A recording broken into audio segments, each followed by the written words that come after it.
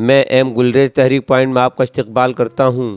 ناظرین، علی گڑھ مسلم یونیورسٹی کے بانی اور ہندوستان کو اسپین بن جانے سے روکنے والے سرسی احمد خان کا انتقال 81 برس کی عمر میں یعنی 27 مارچ 1898 میں علی گڑھ میں ہوا تھا، اور دوسرے دن یعنی 28 مارچ 1898 میں علی گڑھ مسلم یونیورسٹی کی جامع مسجد کی حدود میں ان کے جسد خاکی کو دفن کیا گیا تھا۔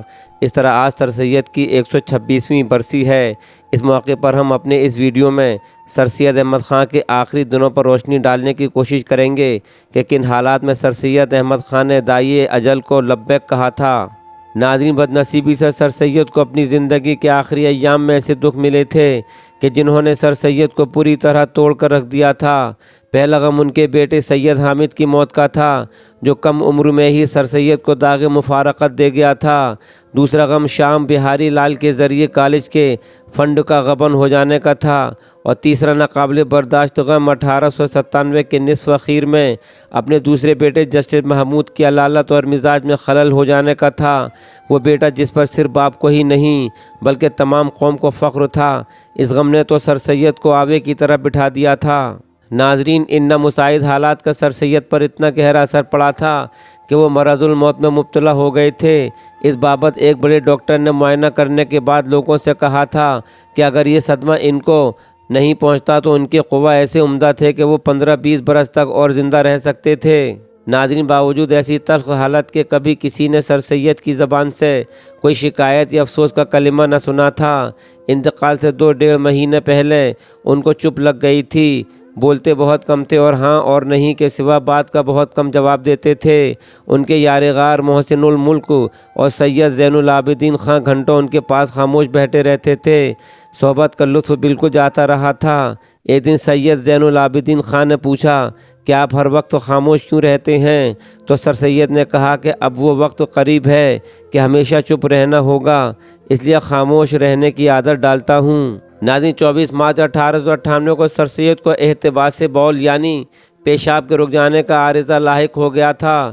علی گڑھ کے صاحب سول سرجن بڑی توجہ سے علاج کرنے لگے اور میرٹھ کے مشہور میڈیکل آفیسر ڈاکٹر موریاٹی کو بھی مشورے کے لیے بلایا گیا تھا، مگر چونکہ وقت موعود آن پہنچا تھا کوئی تدبیر کارگر نہ ہوئی، اور اس طرح 26 مارچ کی شام کو علامات ردیہ ظاہر ہونے لگیں۔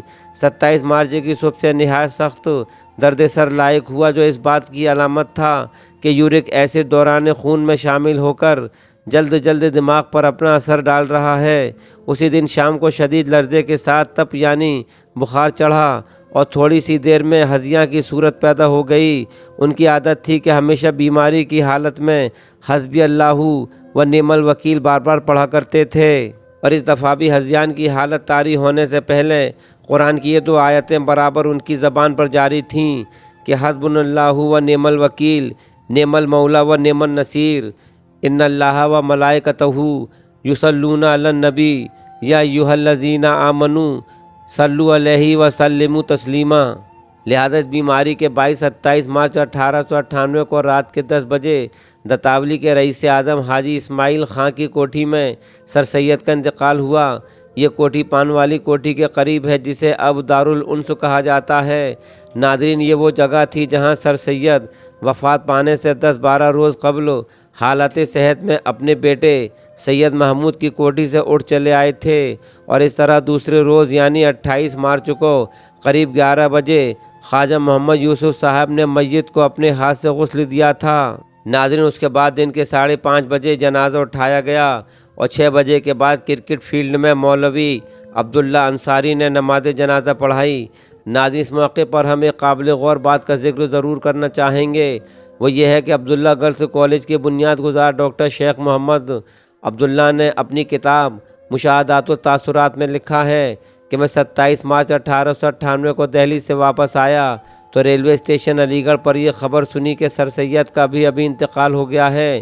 یہ معلوم ہوا کہ یہ خبر بہت تازہ اسٹیشن پر پہنچی تھی، کیونکہ زنانہ ویٹنگ روم کی آیا یہ خبر سن کر ویٹنگ روم کے باہر نکلی اور مردانہ ویٹنگ روم کے بیرے سے کہا کہ باپ رے باپ، سنا ہے کہ بڑے سر سید صاحب کا انتقال ہو گیا ہے، اب کیا ان کا سر کٹے گا اور کٹ کر لندن جائے گا؟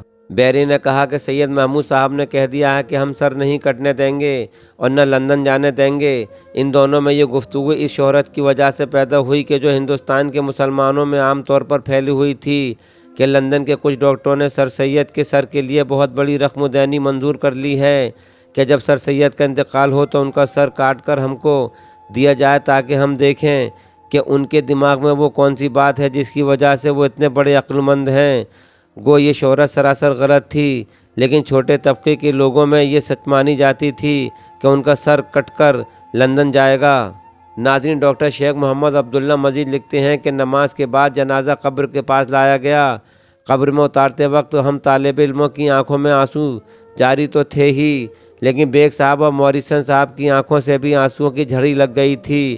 قبر میں دفن کرنے اور مٹی دینے کے بعد نواب محسن الملک مرحوم صحن کے نیچے میدان میں ایک کرسی پر بیٹھ گئے اور سر سید کے ورثاء کو خوب کھری کھری سنائیں کہ جس شخص کی بدولت ان لوگوں کو دنیا میں عزت و ثروت حاصل ہوئی، ان میں سے کسی کی جیب سے 50 روپے بھی نہیں نکلے جس سے ان کی تجہیز و تکفین ہوتی۔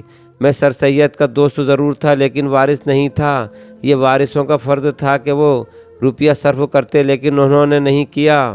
ناظرین، اس نقطے سے یہ بات واضح ہو جاتی ہے کہ سر سید نے قوم پر اپنا سب کچھ اس درجے لٹا دیا تھا کہ آخری وقت میں ان کے پاس اتنے پیسے بھی نہ بچے تھے کہ انہی کی تجہیز و تکفین کا سامان آ جاتا۔